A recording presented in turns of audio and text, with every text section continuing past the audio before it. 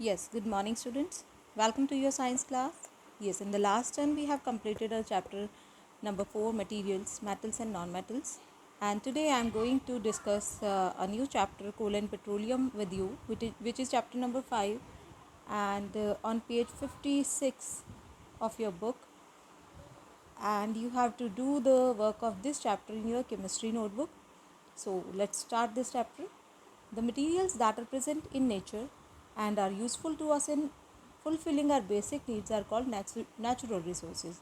So जो materials nature में present हैं और ये हमारे लिए यूज़फुल हैं और हम अपनी बेसिक नीड्स को इनकी हेल्प से फुलफ़िल करते हैं, तो ऐसे रिसोर्सेज को हम नेचुरल रिसोर्सेज बोलते हैं. Air, water, soil, coal, petroleum, minerals, plants and animals. These are called as natural resources. So depending upon the abundance and availability of the natural resources, ये किस अमाउंट में कहाँ कहाँ अवेलेबल हैं, इसके बेसिस पे इनको क्लासीफाई किया गया है inexhaustible natural resources and exhaustible natural resources में. सो इनको क्लासीफाई किया गया है exhaustible and inexhaustible natural resources में. So let us discuss this. Inexhaustible natural resources, these resources are present in unlimited quantity in nature. Nature में ये unlimited quantity में present होते हैं और ये ह्यूमन एक्टिविटीज़ के थ्रू एग्जॉस्ट नहीं होते हैं. तो ऐसे रिसोर्सेज को हम इनएग्जॉस्टिबल नेचुरल रिसोर्सेज बोलते हैं. एग्जॉस्ट का मीनिंग होता है एंड होना, ठीक है, जो ख़त्म नहीं होंगे, जिनको हम यूज़ कर रहे हैं और ये ख़त्म नहीं हो रहे हैं, तो उन रिसोर्सेज को हम इनएग्जॉस्टिबल नेचुरल रिसोर्सेज बोलेंगे. Examples of these resources are sunlight, air, water, rainfall, clay and sand. Now, exhaustible natural resources, these resources are present in limited quantity in nature. ठीक है, तो ये limited quantity में होते हैं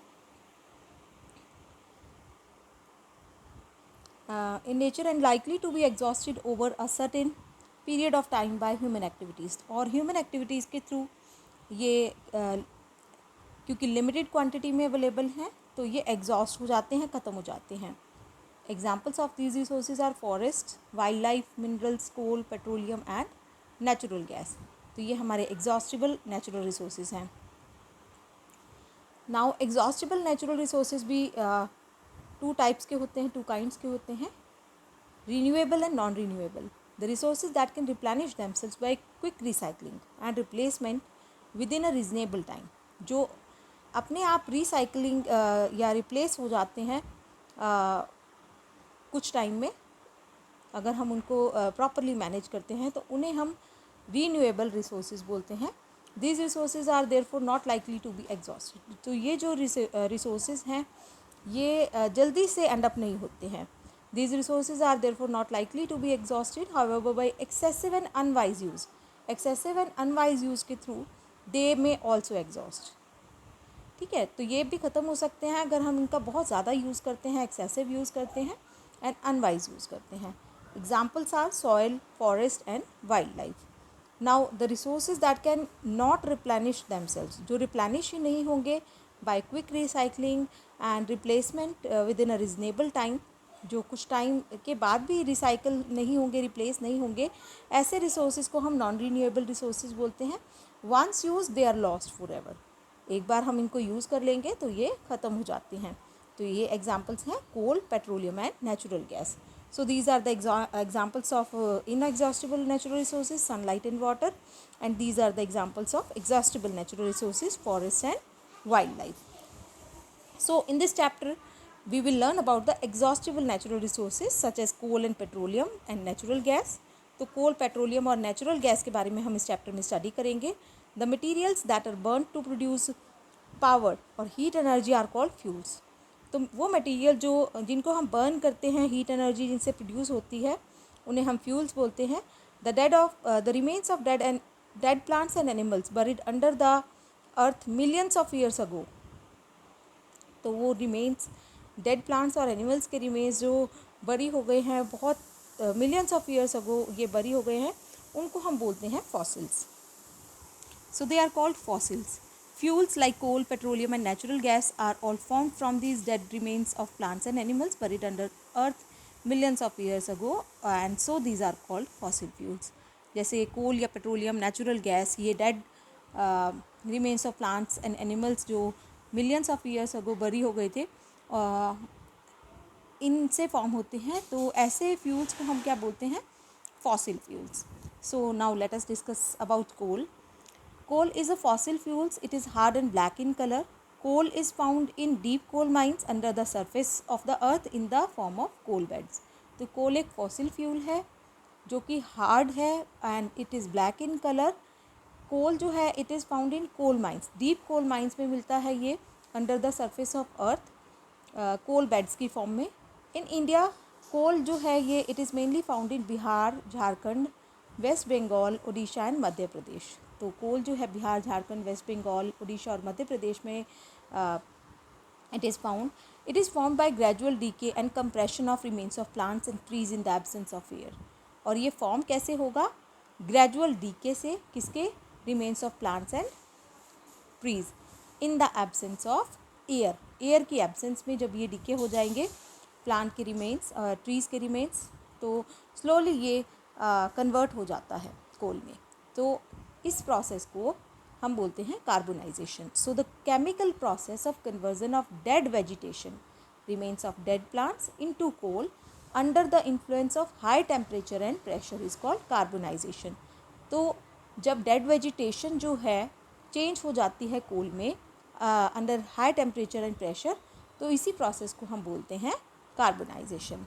Mainly coal is made up of carbon, but along with it hydrogen, oxygen and small amounts of nitrogen and sulfur are also present.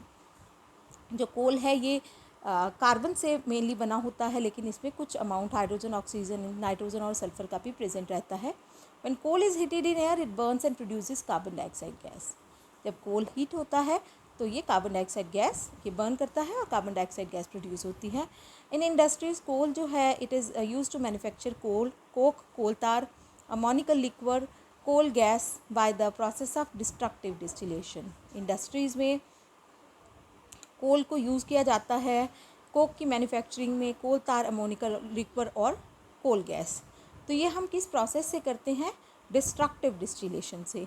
Destructive distillation of coal क्या होता है? It is the process of breaking of coal. Coal को हम इसमें break करते हैं और कुछ चीज़ें हमें इससे ऑब्टेन होती हैं जो कि होता है coal tar, ammoniacal liquid, coal gas. तो this is shown in the form of equation as follows. Coal on strong heating in the absence of air gives coke, coal tar, coal gas and ammoniacal liquid. Now let us discuss about coke. Coke क्या होता है? It is a form of carbon. Okay, coke tough, porous और greyish black substance होता है जो हमें मिलता है डिस्ट्रक्टिव डिस्टिलेशन ऑफ कोल से. Coke is almost a pure form of carbon.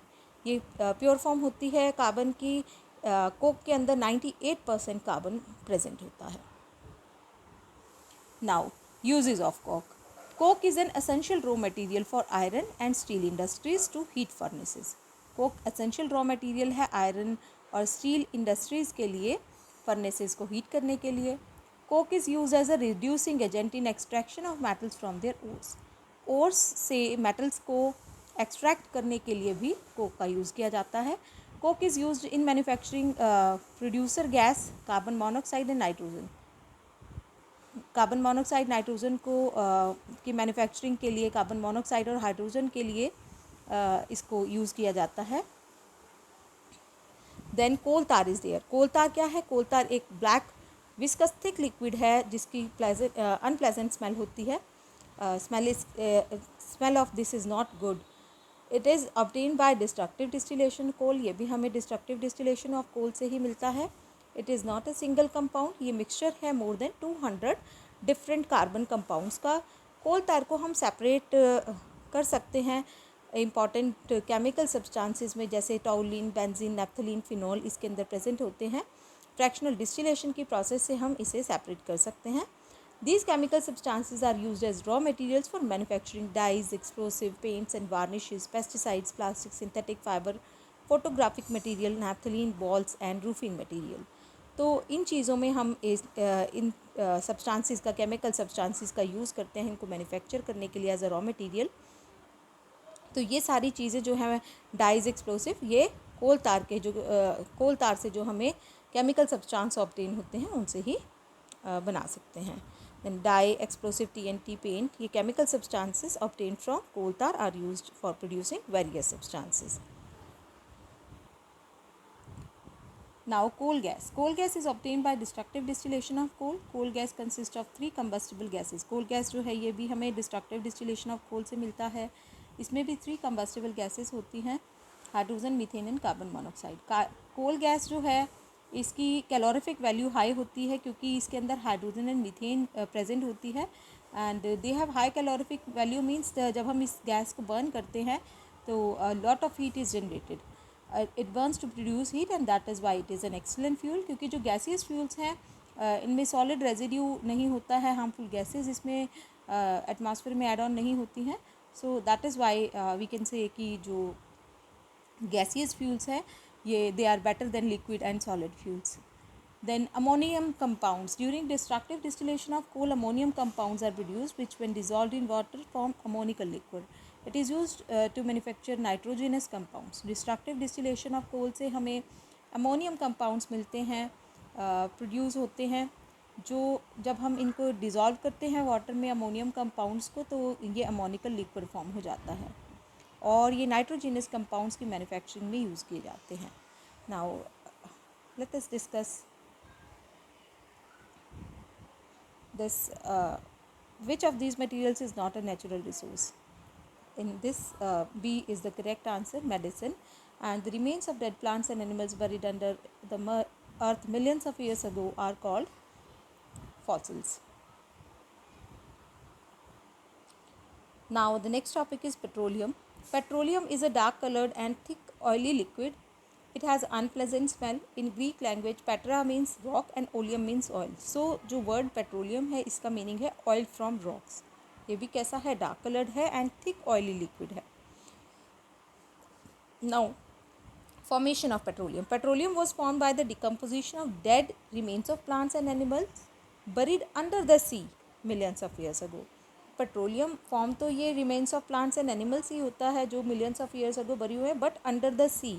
And petroleum is a mixture of several hydrocarbons, जिनमें एक या एक से ज़्यादा मोर देन 100 कार्बन एटम्स भी होते हैं. It is believe that millions of years ago जो प्लांट्स एंड एनिमल्स जो सी में लिव करते थे, जब वो डाई हुए तो उनकी बॉडी बॉटम पे सैंक हो गई and were soon covered with clay and sand. And over millions of years under high pressure and temperature in the absence of air, जो dead remains हैं plants और animals के, they slowly converted to petroleum.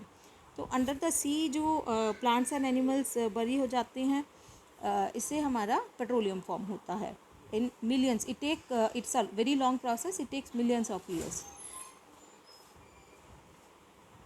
Then it then passes through the porous rocks. Porous rocks के through ये पास हो जाता है और ट्रैप हो जाता है non porous rocks, hard rocks के बीच में, इम्परवियस रॉक्स जिसको बोल सकते हैं हम.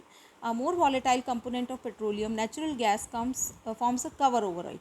और पेट्रोलियम के ऊपर एक गैस इसको कवर करके रखती है जिसको हम नेचुरल गैस बोलते हैं. Now how is petroleum obtain. अभी ये हमने डिस्कस किया है कि ये किस तरह से फॉर्म होता है.